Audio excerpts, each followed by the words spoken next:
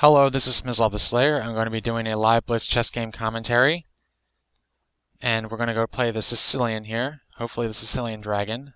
See if there's any early variation. Or deviation. Is that the right word? I'm not sure what the right word is. It's not variation. This looks like he's going to the classical, which is always an interesting sort of game.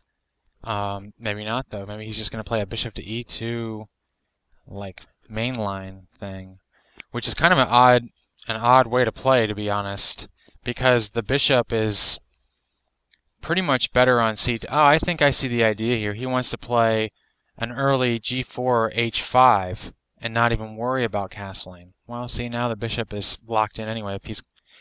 His play has a little bit of holes in it as far as making sense. I think I want to play d5 here, just to break open this center. Seems like the best way to go to proceed from here. Maybe I should have developed my light square bishop first. Maybe played a5, a4 or something, so I can get my do a rook lift here to a5. The rook actually can be pretty well placed on the 5th rank here. But I think okay, so now he's just opening the center and excuse me. Now he's castling queenside. And yeah, I think I'm pretty much just going to take that. And his play, to my mind, is pretty much over. I guess his bishop is still kind of well placed. Not well placed, but placed on e2. So he can still try to push g4. I think for me, I'm just going to play knight to g4 and go just prepare to give up the bishop pair. I think he might want to play king to b1 so that his excuse me, his knight move tactics work a little bit better. Though even then they don't work that great. Yeah, just don't work that great. So now actually I'm going to be able to harass this dark square bishop and lock up this this thing.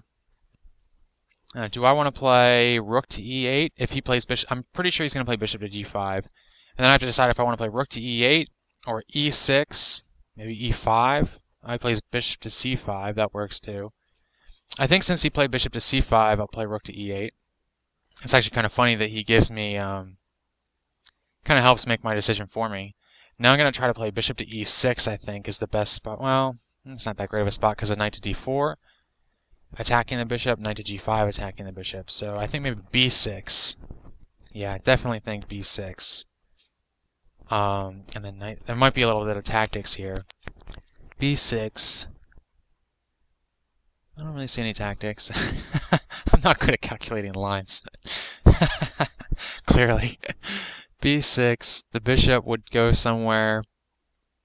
And then, I guess that's it. I should probably work on that, but we'll just play b6 for now.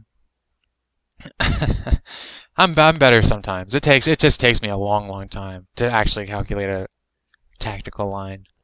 I think a5 is a little weakening, but I think it would work out all right here. And I don't have too much else that I want to do with this light square bishop, unfortunately, because with my light square bishop. Actually, I wonder if rook to a7 here is something worth looking at. Then I can maybe play rook to b7 or rook to d7. It's a little funky because it disconnects the rooks pretty badly, but at the same time, it allows me to make possibly a productive move without does this work? Hold on a second. That's okay, now let's see. I can go rook to d7, bishop takes g4, rook takes d2, king takes d2. No. If king takes d2, then bishop takes g. That's fine. So rook to d7, bishop takes g4, rook takes d2, bishop takes c8. That looks bad. Do I just go back? Rook to d8. Rook takes g2.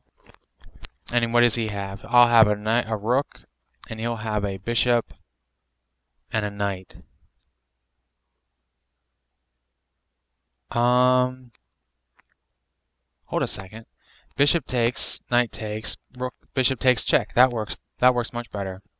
So we'll take bishop takes, knight takes. Now we'll do rook to c7 with the idea of rook to c5. The idea is that bishop takes, knight takes, bishop takes, check, king takes, and then oh wait, that's a blunder. No, because I get the bishop. That's right, I got the bishop. So it works out pretty well. I think I'm safe to. Oh, the b6 pawn. That's too bad.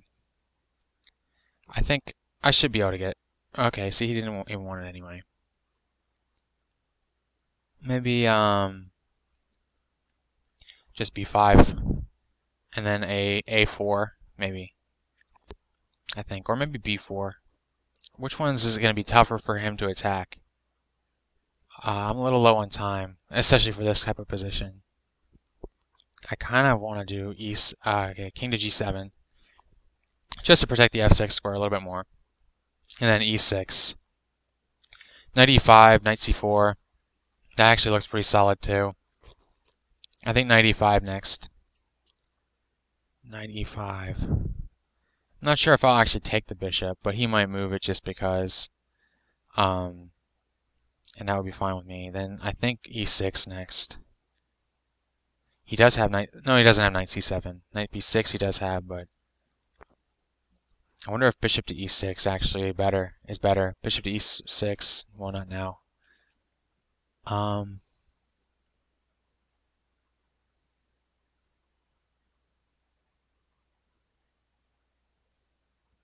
Let's see. We got knight to c4, knight to d2. No, he played rook to d8. It takes.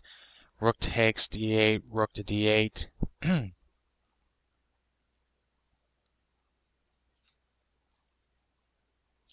I'm wondering if I should take the bishop and try to attack this h-pawn. The knight's pretty good in this kind of position. But I think the bishop will be fine. Here's what we'll do. Play e5. And we give up the d5 square pretty badly.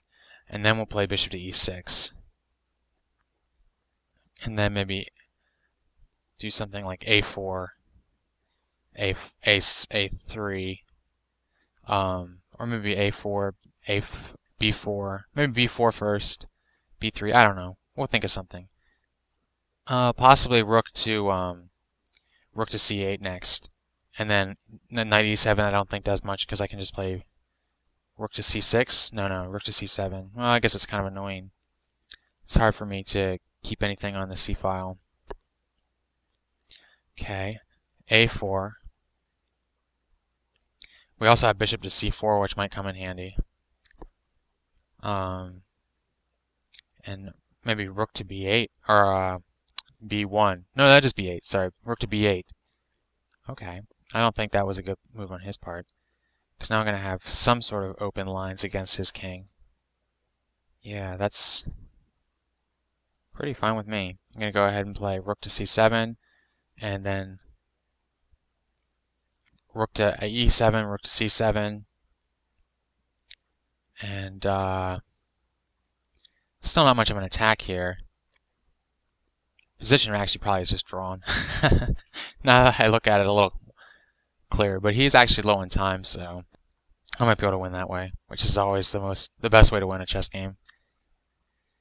I mean, maybe something like b4, rook to c3 to untake. I think actually that'll work, because even if I lose this, well, losing the b4 pawn is kind of bad, because then I have two connected pass pawns. But I'm just gonna go to a rook endgame. Oh, that's pretty rough. That's all right. He's low on time. He won't be able to win this.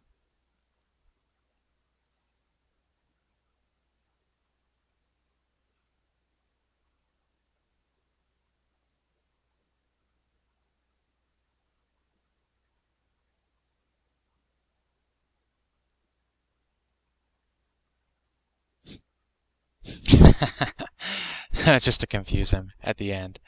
So I actually did blunder pretty badly there at the end, but I also I was low on time too, so that's just the way things go. Actually, I think I might have pre-moved that or something. So that was kind of interesting. But let's go back to a little earlier stage of the game. We had a Sicilian where he played bishop to e2, and I think that wasn't that great for him. Just I was able to play d5, and everything he did was a little bit slower than it should be. And I think this is a pretty good position. I'm not sure about rook to a7. That might be a bad move. It's like an interesting move, so it has that for it. Maybe this bishop to c3 thing actually does work, though. And the main thing is I didn't want to move my light square bishop because of this. I didn't want to move my g4 knight also. So kind of just had to wait. And then this, I'm not sure if I did any of this right. I mean, what I did seemed like okay, but really in a blitz game, it's you don't have enough time to figure these sorts of things out. Even to the point where you don't have enough time to like figure out whether you messed up or not. You know, it's just there's too many different possibilities of too many possible good moves. So I'm not sure if I want to really say too much about this. It might just be a draw too, so I think it probably was. I think taking on d5, well, I mean, this position I just play rook to d7, maybe then b4, rook to c3, attacking this f3 pawn, or even f5, maybe. No, I didn't weaken the g6 pawn, but king to f6, king to e7, king to d6. I think this position is pretty much fine for black. I guess he does have b4 maybe. Oh yeah, he would have b4. But if I play rook to d7 next move, which I think is clearly the best, b4, then I just play rook to back to the 7th rank, or to the 6th rank if he plays d6, and then king to e7. I think he actually will end up losing this pawn. Maybe he can play c4 and try to get a connected pass pawn. But I think my two rooks and my king is pretty close to all this. I would be able to do something about it, and I mean, maybe he can just try to sacrifice this pawn, or even get a rook behind it to open up this line here. But that's going to take quite a bit of time, and I think he'd end up losing this pawn, and maybe whatever he tried over here, while he tried to do that.